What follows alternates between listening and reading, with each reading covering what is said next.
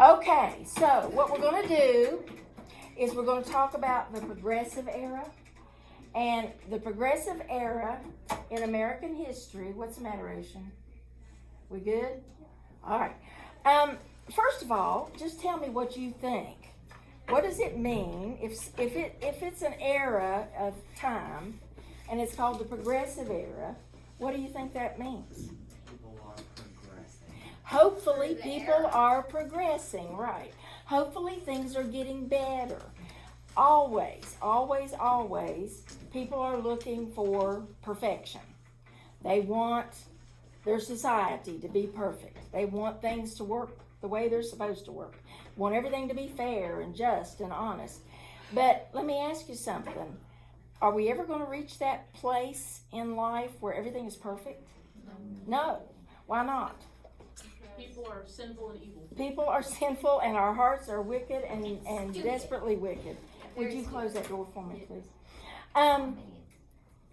We do see that throughout all of history, throughout any civilization you study. Next year we'll be studying world history, and we'll talk about it more with all these different groups. And it's always the same. No matter what time it is in history, no matter what period, people are always the same. You've got groups that take advantage of other groups. You've got people that cheat, people that steal, people that lie. That just is over and over and over again proven that everybody throughout time and space are sinful. Well, still yet, there is a period in American history where the attempt is made to give more direct democracy to everybody. Okay? Because at one time, well, I don't want to get ahead of myself. Let me just go with the flow on your sheet here. In American history, the Progressive Era was from 1890 to 1920. This is your first two blanks you fill in. 1890 to 1920. Some historians just call it the first 20 years of the 20th century. But technically, if you look back, it's kind of gets started in 1890. Now, the progressives are people that are looking for problems. They want to find the problems in society. What would be some problems in our society today that you would think about? If you were wanting things to progress today, where would you look for some problems? What do you think? Government, okay. Government that becomes too powerful and takes advantage of situations. The sole idea of a party system. The sole idea of a party system. Well, George Washington said we should never divide into political parties. And we did, and look what happened. It would be nice if we didn't have that old sin nature and everybody did want the best for everybody, but it doesn't seem to work that way. And our two-party system, I do believe, is here to stay. And I think that would be better than a coalition-type system where we take little bits and pieces of different parties and make a government out of that. Because, in America, we have the two main parties, but we have a lot of other parties. We have the American Socialist Party. We have the American Pot Party.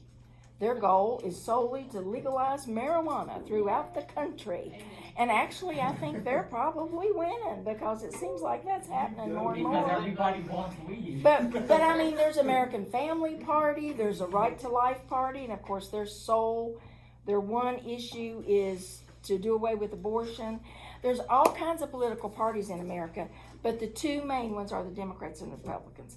But we'll come back to that more later. So the idea behind the progressives was to get more people. What would that be, the answer there? Direct, what did I just say? Democracy. Direct democracy. I thought I said that. Maybe I didn't.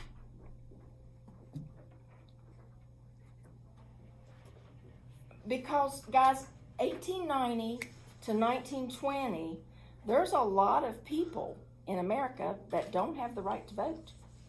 And girls, it would have been us, for one thing. It wouldn't matter if you were black or Hispanic or white or what have you. No women voted before 1920. So they did not have democracy. They were supposed to, just kind of follow along with whatever their husband, their father, their brothers wanted to do. They had no real say in government. And so that's one of the groups that is going to want to have more democracy. There's also a lot of, even though there's been civil rights legislation and there have been amendments added to the Constitution that allowed the black men and the black women to have freedom and to have black men especially to have the right to vote, a lot of them really didn't. This is going to be from 1860, the beginning of the Civil War, to 1960, and in the 60s, 1964 really. But from the 1860s to the 1960s, before the blacks really have some power, have some democracy, have some direct democracy. What were you going to say, Noah? So that means women have only been able to vote for a little over 100 years. Mm-hmm. That's it. Exactly. 2 years over 100 years. That's a good way of looking at it. That's right. Now, there's going to be, first of all, we've talked about the Bill of Rights. You remember those? How many amendments are in the Bill of Rights? 10. And they're the first 10 amendments to the Constitution. Now, what is an amendment? Do you remember the definition for an amendment? Miles? I guess like an improvement to the Constitution. Yeah, a change or an addition to the Constitution. You have to add an amendment. You can't go in there to that original document signed by our founding fathers and take white out and say, well, we don't like that anymore, so we're just going to white it out. We can't do that. So you have to amend the original document. Well, there's going to be 4 amendments that are added to the Constitution that are known as the Progressive Amendments. And they had to do with what we're talking about right now. So the first one is number 16. Number 4 on your list would be the 16th Amendment. Write that down. Some of you are sitting there like you don't even know where you are. The 16th Amendment.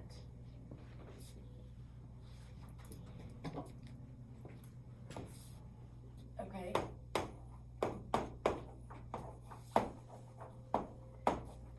The 16th Amendment is what started Americans having to pay an income tax.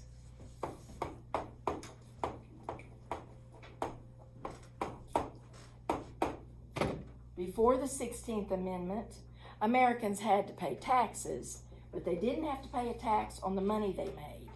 But after the 16th Amendment, they did. And one of the reasons for that, if you want progress and if you want government action, it costs money. You have to pay for it. I mean, I'm not a real fan of taxes. However, I do like riding on a road that is free of potholes and snow and other problems. So you got to have somebody that builds the roads and somebody that maintains the roads, and they don't do that for free. Somebody's got to pay them. So you got to have taxes because we all benefit from that. I like the idea that if somebody's breaking into my house, I can call Bear's dad and say, help, I'm in trouble over here. I might shoot somebody. You better get over here and save them. So, I like the idea that we've got police, and I like the idea that we have all kinds of other people that are paid by the government, by our tax dollars, that help us. All the people at the courthouse. I just had to go to the courthouse because, my dad died, and I had to record his will and do all that kind of thing. Well, I'm glad I didn't have to figure all that out myself. There's people up there that they know how to do it. They show you how to do it. Yes, ma'am. So does income tax have to do with that thing where people are like, richer people should have to pay more taxes? That's the thing they always complain about, but in reality, see, our income tax is in brackets. The more money you make, the higher percentage of tax you have to pay. So it goes all the way down to us poor people. And we really, in all honesty, we do pay income tax. But in the scheme of things, we don't pay a whole lot. Because lots of us get money back. Income tax is marginalized, which means, like, say you're making $90,000 a year, and if you make any more than that, it's going to be taxed at a higher rate. If you get a raise to $110,000 a year, not all your money is going to be taxed at the higher rate. It's going to be like from when you go from when you go from one bracket to the next, right? But still, yet they always say that the top 1% doesn't pay their fair share. But in reality, they're probably paying a great deal more Yeah, percentage Elon Musk is wise. taxed at 52%. Yes. It just doesn't make a difference to them. Well, it may not make a difference to most of us, but it still is important because it's misleading when our political leaders today tell us that there's a group of people that's not paying their fair share. That's really not true. And so we need to know that. We need to pay attention to that. But anyway, the amendment number 16 started the income tax. Amendment number 17. Make sure Christian can see it. Christian's not here. Christian's here. He's been here. What's up, Christian? My condolences about your guppy, Christian. We miss you, Christian. Is We're this really one sorry Worry about. about your fish. No, we're not. No, we're not. I am. You're not buying all I'm this, very are you? sad about We're it. sorry. All right, rein it in. We're talking about his dying fish. It made me really sad. Y'all are cruel. Yes. Cruel. She's cruel. That's Joanna. Joanna's I'm cruel. also cruel. Okay. Now this can be complicated, but it's really not that complicated. But just stay with me as we talk about this. You know, we have a Congress, right? In Washington, D.C. We have a legislative branch. I'm always looking for my tongue. We have Congress. What do? What does Congress do? They make the laws. They make laws that we have to live by. So it's very important that we make wise decisions when we pick our congressmen. There's two houses, though, in Congress. There's the Senate. What's the other one called? House of Representatives. House of Representatives.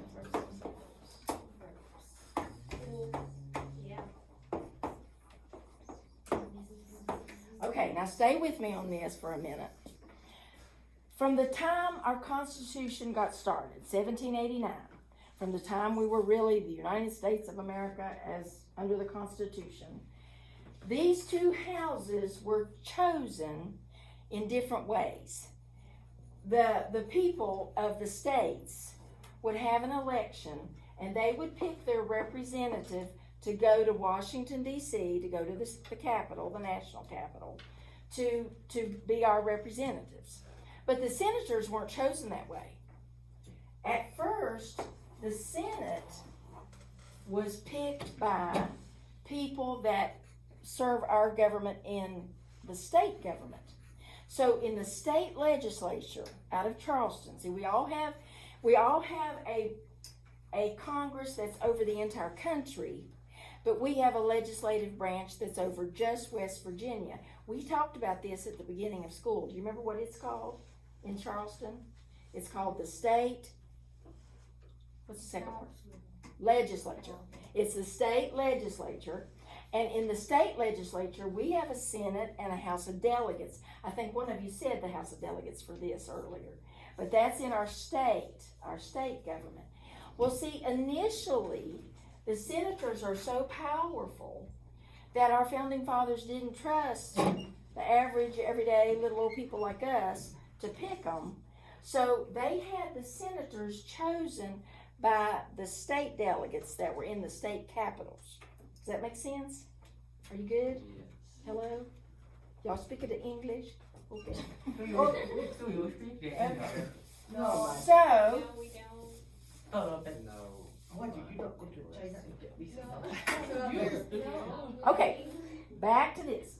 So, the 17th Amendment, I don't want to confuse you, that one's gone. The 17th Amendment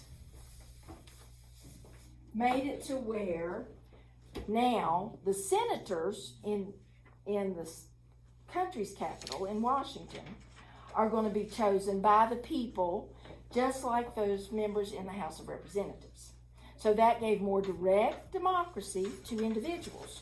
You had more of a say. See, if they're picked by the people in Charleston to go to Washington, then we have no say-so in that. We don't get to pick who's our senator. Who's our senators from West Virginia today? Who are they? Joe And Manchin and Fighting for freedom. Shelley Moore Capito. Right. Okay, now, if we were before the 17th Amendment, we wouldn't have had a say-so in that.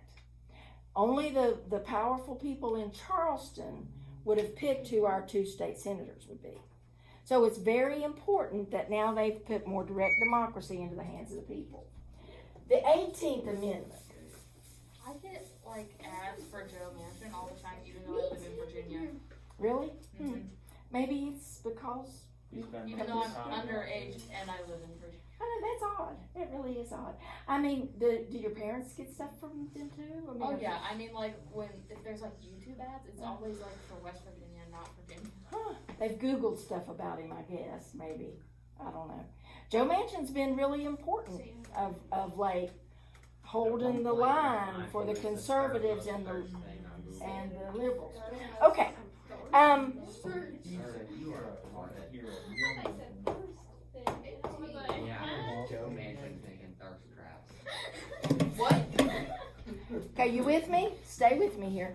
The 18th Amendment was the banning, the prohibiting of, anybody know? Alcoholic beverages, right. You couldn't make it, you couldn't sell it, you couldn't drink it. That's why they started with the moonshiners, because they had to hide and make their alcohol under the light of the moon. They couldn't be seen. But anyway,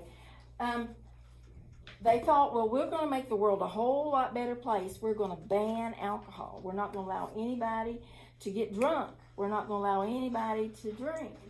And the idea was, in a way, it was not a bad thing in some ways, but you cannot legalize morality.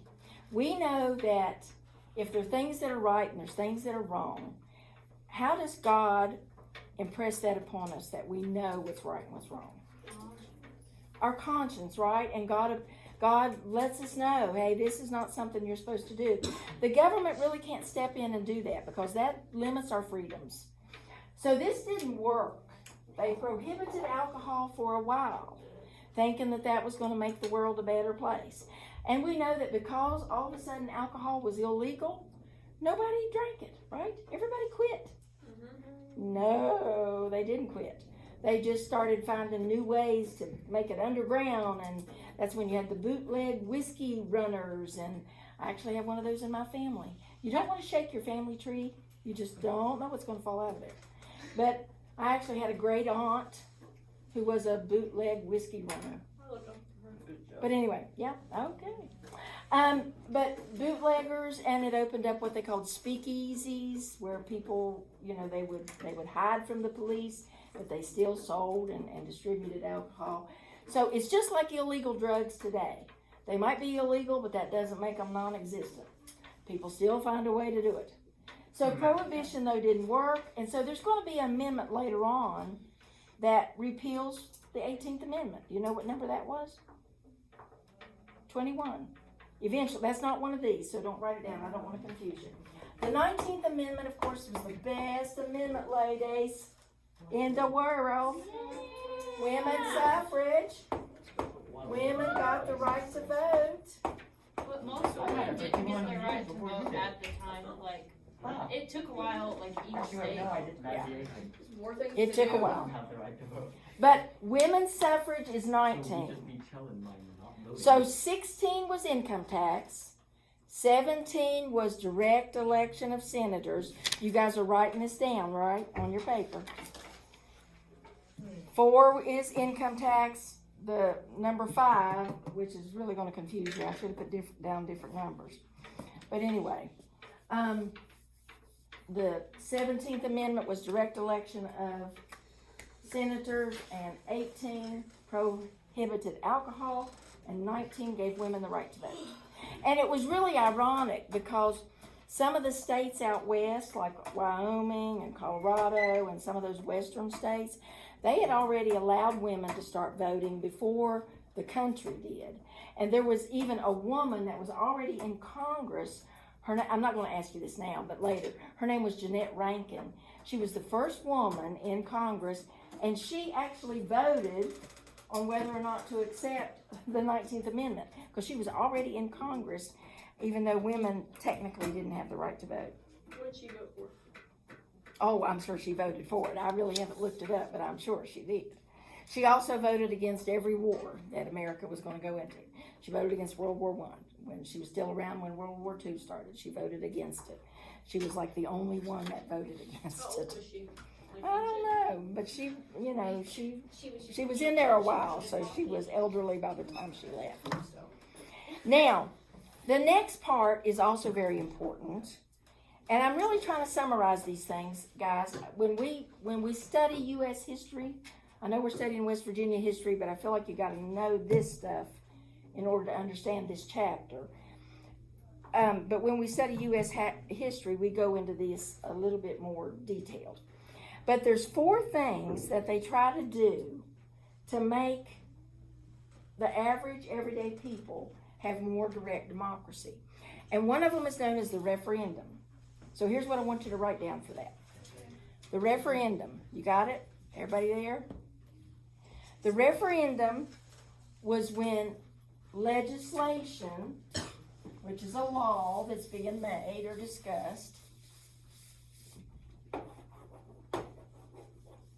legislation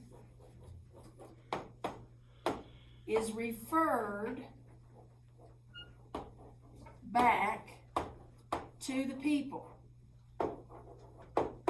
In other words, they put something on the ballot that people will vote for or vote against. That's a referendum. If they wanted public schools to go to year-round schools, year-round schedule, they might put that on the ballot for people to vote whether they want it or not. That would be a referendum. Years ago, I remember this. I know you guys don't because you weren't even born then. It's back so far. But there was a time when we had what we called the blue laws. Your parents will know it. Your grandparents will know it. The blue laws when people had to close their doors on Sunday. I mean, for the most part. There would be maybe a little restaurant or two open, but for the most part, everybody had to close their doors. There was no, of course we didn't have Walmart then, but none of the stores were open. Now the hospitals would have been open. You know, the emergency people would have been working. But for the most part, nothing was open. You couldn't go grocery shopping on Sunday. It just wasn't a possibility. It was law that they had to close. How did that not impede the freedom of and from religion, though? Well, I mean, eventually, like I said, they're going to put it on the ballot for people to vote whether or not you want to repeal the blue laws. Yeah. And of course, people did. And of course, now we have Sundays, you know, where you never have a day of rest anymore. But anyway, that was a referendum. You're referring back to the people. Recall. What does it mean when you recall something? If a product is recalled, what does that mean? Take it out of like Everything. production. Take it out of production. Okay, or you bring it back. You know, if they said that the hamburger that's used for lunch all has botulism and we're all going to die. I mean, they're going to recall that hamburger, hopefully, before we eat it. Well, recall politically, then, is when you don't like a politician. And you don't want to wait until their term is over, so you have a special vote to recall them. Coca-Cola just recalled a bunch of their products because they had foreign substances like metal shards in them. Oh You my should get goodness. Pepsi. Like my dad works for Really? Pepsi. So y'all Oh. should get Pepsi. I hadn't heard about that. I hate that because that's my favorite. Coke is- Coke and Dr. Pepper. But recall, then, not too long ago, since COVID started, they had a recall movement in California to recall their governor. A lot of people were unhappy with him. Now, the recall didn't work. They didn't get enough signatures to get him ousted. But they did get enough signatures to at least have a ballot. They at least have a vote. Called the dude that was gonna run for senator the black face of white supremacy. Yeah, I know. And they still left him in there, but whatever. He must have pulled the right strings. But that's recall. So recall is when you remove a political official or a governor or senator, when you remove them before their term is up, so write that down. Recall is removal of a politician before their term is over. See, like our governors, the president, our senators, they all have terms of office. They either serve for 4 years or 2 years, or senators serve for 6. Okay, if you don't want to wait until their term is over, you can try to get them recalled. An initiative, you guys may not know this, but you all can initiate legislation. You can have a good idea. Hey, let's go to school on Tuesdays and Thursdays and skip Monday, Wednesday, Friday, Saturday, and Sunday. Yes. That sounds like a good idea, but we're going to go all year round. We're never going to get a whole big break. I mean, but you think, okay, let's just go Tuesdays and Thursdays forever. Yes. Okay? All you got to do is put the idea out there. Call up your congressman. Call up your state delegate. Let them know this is what you would like to see happen.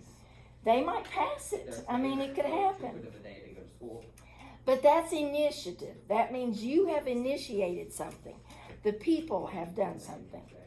The people have an idea for what a law should be.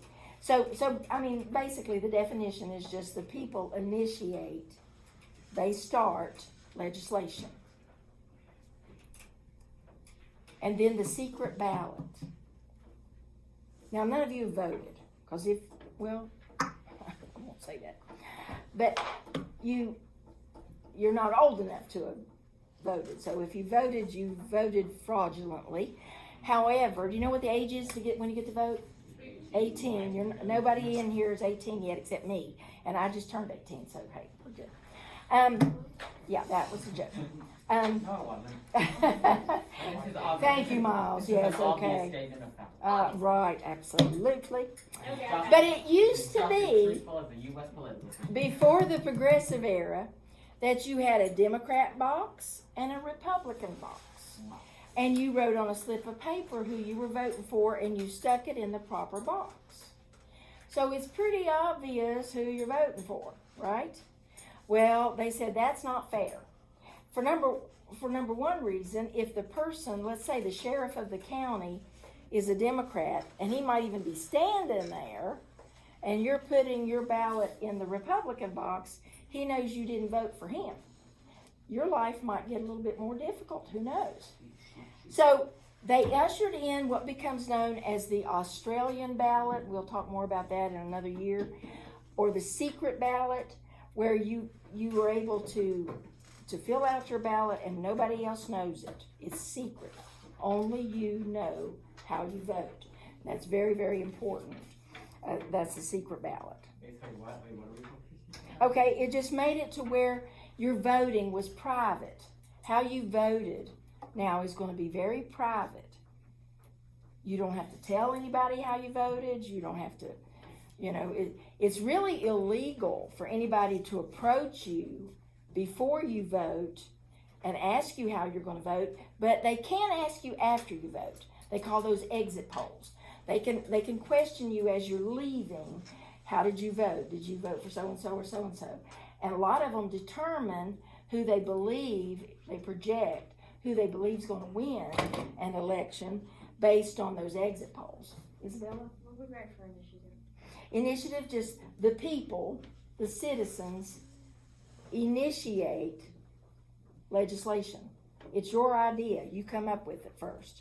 You know what it means to initiate something. You put it out there. You are the first to have an idea, and you let it be known. And then, of course, the secret ballot is just your voting is in private.